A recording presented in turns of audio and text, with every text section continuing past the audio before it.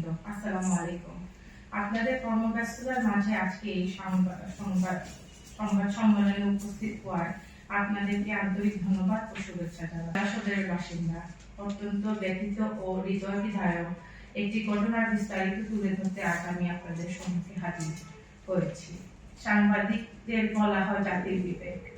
এই জাতির বিবেক হিসেবে বিষয়টি জনসম্মুখে তুলে ধরবেন বলে আমি আশা করছি। সম্মানিত সাংবাদিক ভাইয়েরা, আমার পিতা মোহাম্মদ আব্দুর রহমান আসিফ একজন স্বনামধন্য প্রবীণ ব্যবসায়ী। গত 2 মার্চ সোমবার রাতে গুরুতর অসুস্থ অবস্থায় সিলেটের আখালিয়া অবস্থিত মাউন্ট এডোরা হাসপাতালে ভর্তি হন। প্রথমে তাকে সিসিইউ, পরবর্তীতে 11 তলায় 102 নং কেবিনে ভর্তি করা হয়। তিনি হৃদরোগ ও ফুসফুসের সংক্রমণ সহ নানা জটিল সমস্যা জনিত কারণে অধ্যাপক ডাক্তার শিশির পোশাকের তত্ত্বাবধানে মাউন্ট এডোরা হসপিটালে চিকিৎসাধীন ছিলেন। আইসিইউ পর্যবেক্ষণ ও কর্তব্য গাফলাতির কারণে দিন দিন তার অবস্থা অবনতি হতে থাকে। চরম অব্যবস্থাপনা ও খামখেয়ালিপূর্ণ 17 দিন চিকিৎসা নেওয়ার পর তার অবস্থা আরো খারাপের দিকে ধাবিত হতে থাকে। এমত অবস্থায় আমার বাবার উন্নত চিকিৎসার জন্য ঢাকা এভারকেয়ার হাসপাতালে নিয়ে যাই। 27 মার্চ আমার বাবা মোহাম্মদ আব্দুর রহমান আসিফ মৃত্যুবরণ করেন। এভারকেয়ার হসপিটাল তার মৃত্যুর জন্য প্রাইমারি ধাপে মাউন্ট এডোরা হসপিটাল ভুল চিকিৎসাকে দায়ী করে।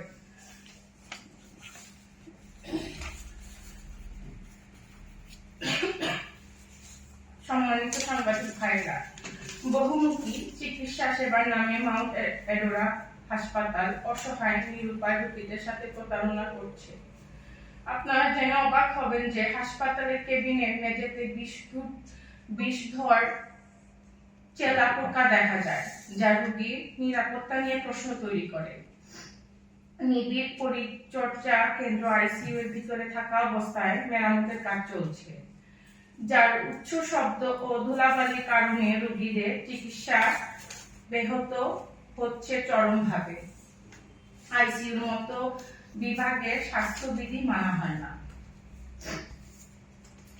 ভিজিটরদের জুতা ব্যবহারের বিধিনিষেধ থাকলেও হাসপাতালের কর্মচারীরা বাইরের জুতা পরে অবাধে প্রবেশ করছেন। এতে সংক্রমণের ঝুঁকি বাড়ছে রোগীদের মধ্যে প্রতিনিয়ত। এমনও হয়েছে, আইসিইউতে থাকা অবস্থায় আমি যখন আমার বাবাকে দেখতে যাই তখন ভেবেছিলাম আমার বাবা আর নাই।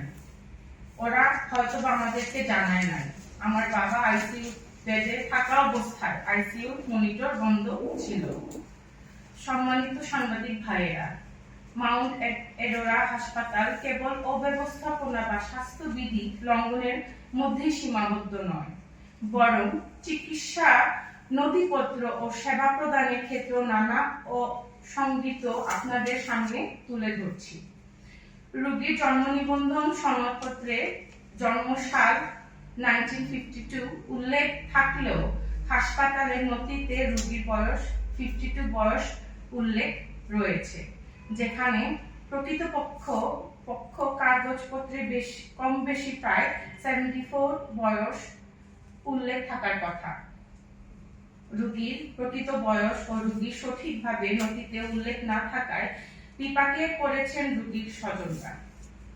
আপনারা জেনে অবাক হবেন যে মাউন্ট এডোরা ডায়াগনস্টিক সেন্টারে হিমোগ্লোবিন রিপোর্টে হিমোগ্লোবিন ও হোয়াইট সেল কাউন্ট রেজাল্ট যেখানে ডিজিটাল থাকা আবশ্যক, সেখানে হাতে লেখা হচ্ছে রিপোর্ট।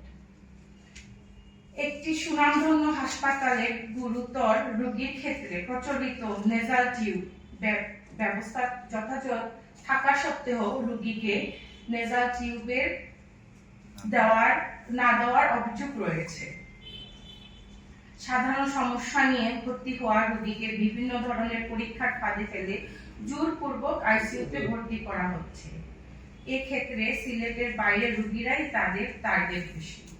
আইসিইউ পর্যবেক্ষণ সেবার নামে গাফলতির অভিযোগ রয়েছে। নিত্যদিনেই এমন ঘটনার শিকার হচ্ছেন বিভিন্ন অঞ্চল থেকে আসা অসহায় রোগীরা। একজন ভুক্তভোগী জানান, হসপিটালের আইসিইউতে দায়িত্বকর এক চিকিৎসক ইনজেকশন দিয়ে মেরে ফেলার হুমকি দেন রোগীর সাথে থাকা অভিভাবককে। এ সময় তিনি ঘটনাটি ভিডিও ধারণ করেন। বিষয়টি হাসপাতালের এক সহকারীর নজরে পড়লে পরিস্থিতি ভিন্ন মোড় নেয়। পরে রোগীর ওই অভিভাবককে জোরপূর্বক হাসপাতালে পরিচালকের কক্ষে নিয়ে যাওয়া হয় এবং ভয় ভীতি প্রদর্শন করা হয়। তাকে বলা হয়, আপনার রোগী এখন আমাদের হাতে, ফোনের ভিডিওগুলো আমাদেরকে দিয়ে দেন। পরবর্তীতে জোরপূর্বক তার ব্যবহৃত মোবাইল ফোন থেকে ধারণকৃত ভিডিও ও ছবিগুলো মুছে ফেলা হয়। হাসপাতালটির বিরুদ্ধে এমন অনেক অভিযোগ থাকলেও প্রভাবশালী মহলের কারণে অনেকেই মুখ খুলতে সাহস পান না। সম্মানিত সাংবাদিক বৃন্দ, সুনামধন্য হাসপাতাল মাউন্ট এডোরা সেবার নামে ভয়ের কারণ হয়ে দাঁড়িয়েছে। মোটা অঙ্কের টাকার বিনিময়ে বিশেষ চিকিৎসা সহায়তা নিতে আসা মানুষের জীবন মরণের সন্ধিক্ষণে নিবিড় পর্যালোচনার নামে এমন প্রতারণা ও নিয়ম ও ব্যবস্থা কাম্য নয়।